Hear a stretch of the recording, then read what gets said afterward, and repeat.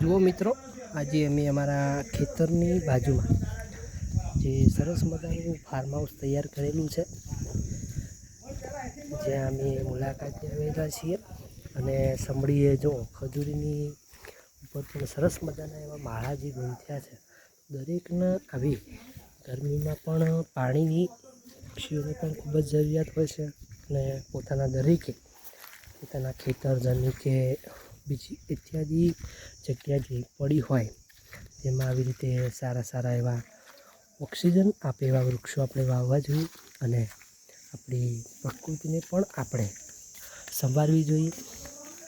અને આજે સરસ મજાના એવા અમારા મિત્રો સાથે કરું સરસ મજાનું સ્વિમિંગ પુલની મોજ છે.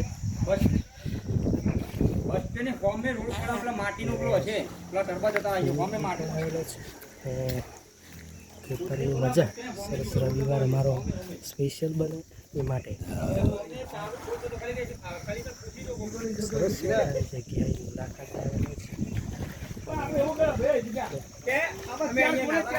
ખૂબ જ શાંતિ થાય છે.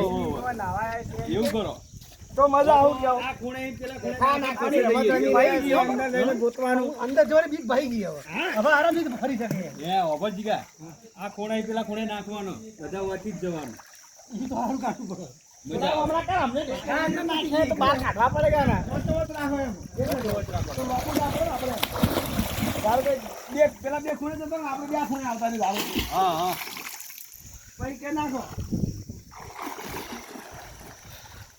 પાણીની અંદર રહેવાથી અંદર બહોળા પાણીમાં જે આપણે રહીએ તો આપણે સ્ટ્રેસ મેનેજમેન્ટ થાય અને આપણા સ્ટ્રેસને પણ આપણે દૂર કરી શકીએ છીએ.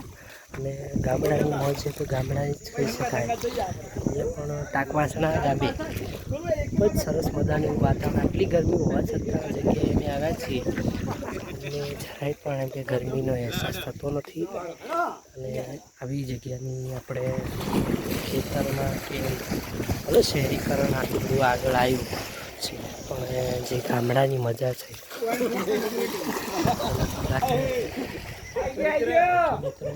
અને એસ્કેપ ફાર્મિંગ લાઈફ એ મારી ચેનલ છે.